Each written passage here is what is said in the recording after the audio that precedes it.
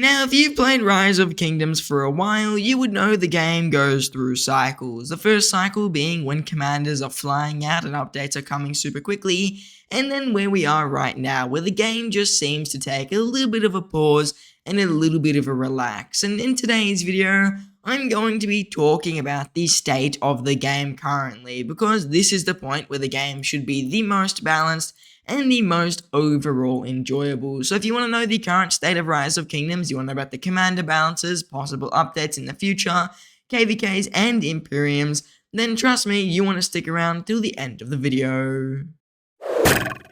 Now let's start off by talking about the commander balance. Do I think the troop types are really balanced right now? And since we're at the full end of a commander cycle, which means every single troop is at the same amount of commanders besides like Siege, we should expect that the commanders are fairly balanced, and I would say it is pretty balanced, and especially for the upcoming releases being cavalry. I said before, I think archers currently have the strongest commanders right now. Infantry are a very close second, cavs a very close third, so really this is a fairly balanced meta. No one troop type with commanders is crazy strong compared to the other. I mean, cavs are probably a tad weaker right now, but that's to be expected. Their commanders did release first in the cycle, so cavs are a little bit behind, but that's perfectly fine, and I think that their troops just being a very strong troop in general with the extra march speed definitely make up for the slightly weaker commanders. So right now, commander balance, it's pretty good. I've noticed almost every single troop type works pretty good right now, and there is kind of one dominating troop that's definitely the cavalry. I still think I see the most of them nowadays, but there is definitely a big resurgence of archers since Herman Prime was released, and his debuff is just insane. And there's been a massive comeback in infantry over the past year or so with the release of Lao Che, maybe more the past 6 months, because Lao Che really was the revival of infantry.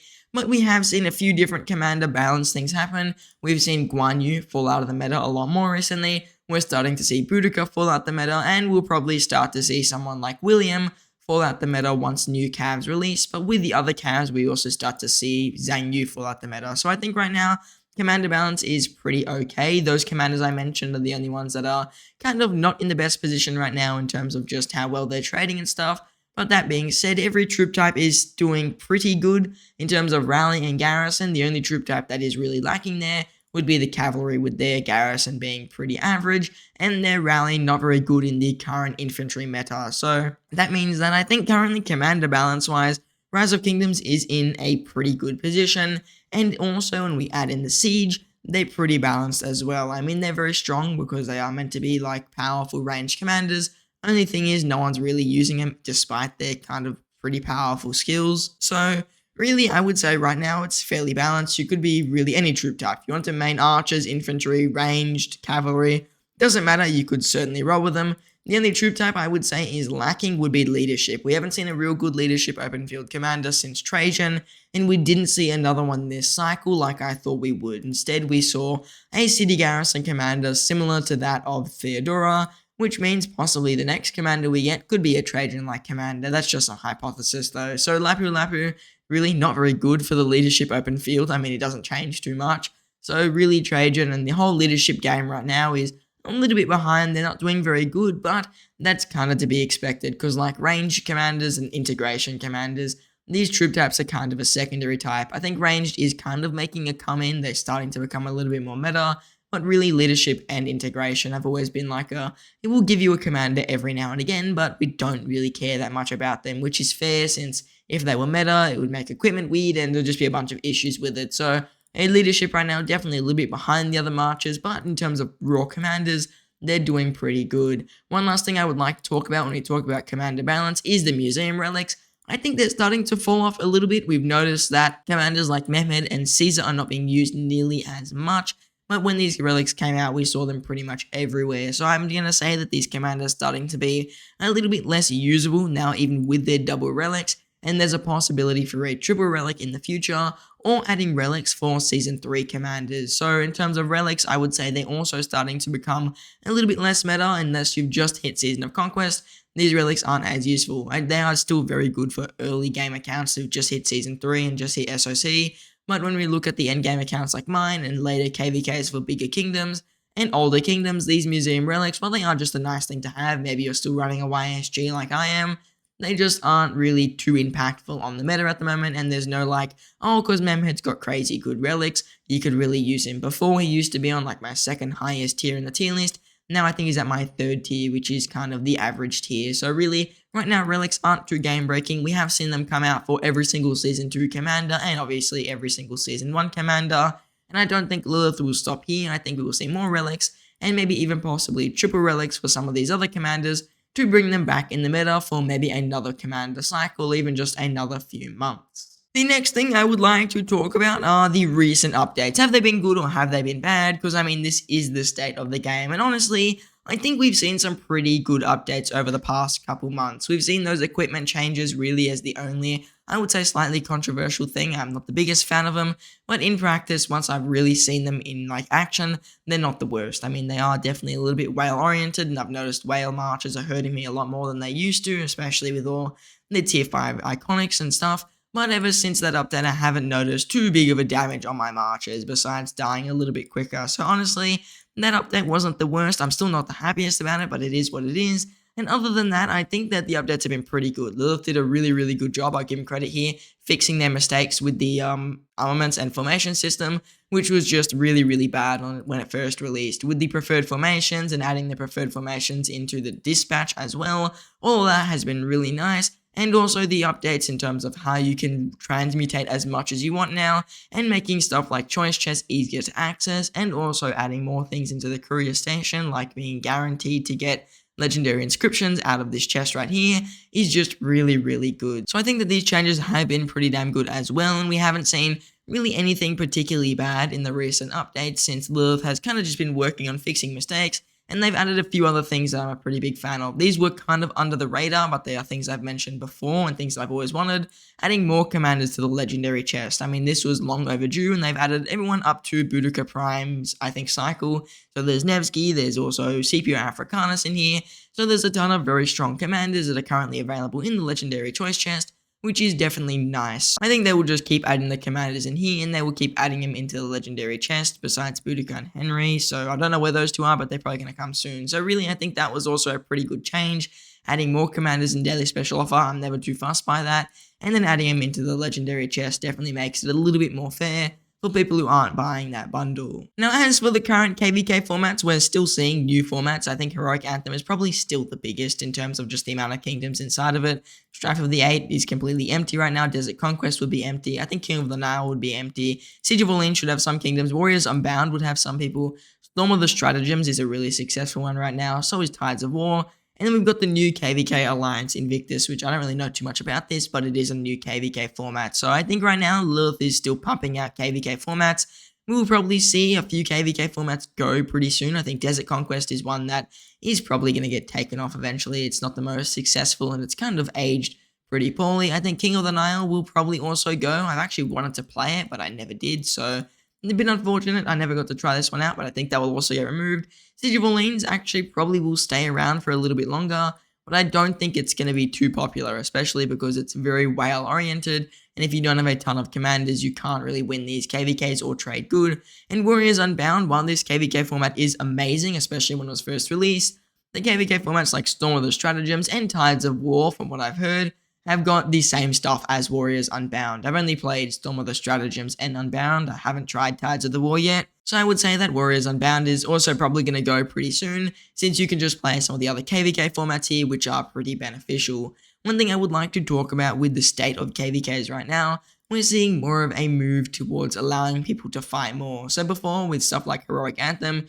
when you play this KvK, I mean, you don't get that just don't give you anything to heal your troops, nothing like that. It's really just your resources, your crystals, and that's just how you roll. But we've noticed that over the past few new KvK formats, Lilith has been adding new features and new things that allow you to heal more troops for free, like in Tides of War, or get more crystals while gathering for free, like Storm of the Stratagems. And those are really nice things that just allow free-to-players to catch up a little bit with whales, and also allow people to just fight more in their KvKs. Some of the stratagems has like a thing that reduces your saves by like 20% or 10%. Tides of the War has literally got free healing, so you can't really go wrong with KvKs in those formats, and that's definitely a very cool thing to have, and I'm definitely liking stuff like that. I think Lilith will continue to add it, since it's definitely pretty popular. I mean, maybe Tides of the War is currently the biggest KvK, maybe Heroic Anthem is still bigger, but still, that's definitely a massive turn up for a fairly new KvK, and it is pretty nice to see a KvK format that allows people to fight more, and it's not really as focused on your resources, but rather is focused on how active you are or how many of the, I think it's like healing items you have. And I'm also excited to see how the Alliance Invictus KvK goes. I'm still not too sure what this KvK has. I haven't really looked into it, if I'm fully honest. But yeah, I think right now KvK formats are in a pretty good position. There's no like absolutely horrible ones. The ones that are not very fun aren't really being played, like Desert Conquest. I've heard King of the Nile isn't too fun. So those ones will probably get removed once Lilith is really done with them. And that's what I think of the current KvKs right now. Now, I'm sure a lot of you are going to ask me, what about the Imperium Kingdoms? And I'm just going to be really blunt. I'm very bad at keeping track with Imperium Kingdoms. I barely know any of them. I know 1960 and 1093, and that's really about it. I don't even know 1875 was an Imperium, so I'm not going to really make a comment on Imperiums. I think that with the state of Imperiums, though, in terms of what Lilith is doing with them, that's a little bit different. I can kind of talk a little bit about that. I don't know if Lilith really wants to keep Imperium Kingdoms as big as they currently are. I mean, kingdoms like 1093 have got massive alliances with just ridiculous amounts of players. Like, if we look at 1093, we will notice that they've got like thousands upon thousands of players. I think when someone looked at 1960, the king said there was like 2,000 active players per day, which is ridiculous, and that's a one alliance kingdom. Imagine a kingdom like 1093 with 3 main alliances that are like all 12 billion plus power. So I want to say fairly confidently that Lilith isn't really a big fan of these kingdoms where you can just stack in stupid amounts of players with crazy amounts of people, because I think it makes it very hard for matchmaking and it doesn't really work too well, because you could literally just go to 1093, and I want to say just outright, I think 1093 is almost unbeatable in a KvK, just with the pure and sheer numbers they have and the amount of players they have that are just powerful. I mean, everyone in these alliances is pretty good, even though they may not be the highest power.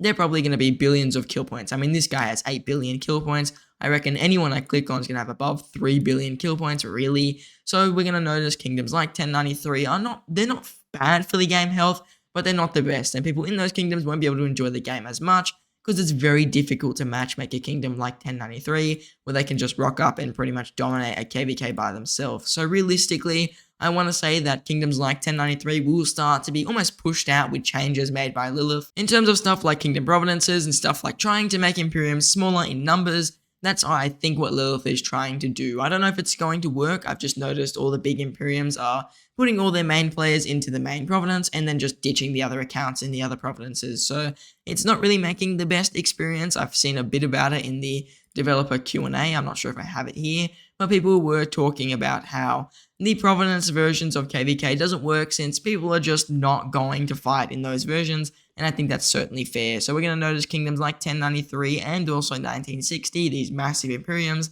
they're still pretty good right now. I don't think they're going to fall off, but I think Lilith is going to try and push towards a little bit of a split and competitive meta where it's not just kingdoms like 1093 and also 1960 who can pretty much rock up to a KvK and just absolutely dominate it for the sheer number of people they just have. See, even 1960, even though they've only got like maybe 300 big accounts, they've all got like 6 farms, 7 farms that are just constantly filling flags, and then other stuff going on I won't really talk about. So I will notice Lilith probably isn't a fan of these massive kingdoms, but obviously these kingdoms are important for the game and they add a very like strategic part of it. So I think Lilith wants Imperiums, but maybe not at the level they currently are, which is why we've been noticing all those restrictions being placed on them, and I don't really think those will stop in the future. I think we'll continue with those restrictions and we'll be trying to limit the strength of massive Imperiums like 1093 in KvKs in order to try and reduce the size of those kingdoms and maybe make them slightly smaller to try and keep the game at a competitive, healthy rate. Now, if you enjoyed today's video and you found my perspectives of the current game interesting, then please do consider subscribing to the channel. It always supports me in making these videos, and it is always much appreciated. I try to provide completely unbiased views on stuff in the game, whether it be commanders, updates, the state of the game like I did today. So if you enjoy that type of content and you just want good advice for your Rise of Kingdoms account, then do consider subscribing. It is much appreciated, and everyone who does subscribe helps support me make these videos. Now, I just want to say I thank you all for watching, and I hope to see you in the next one.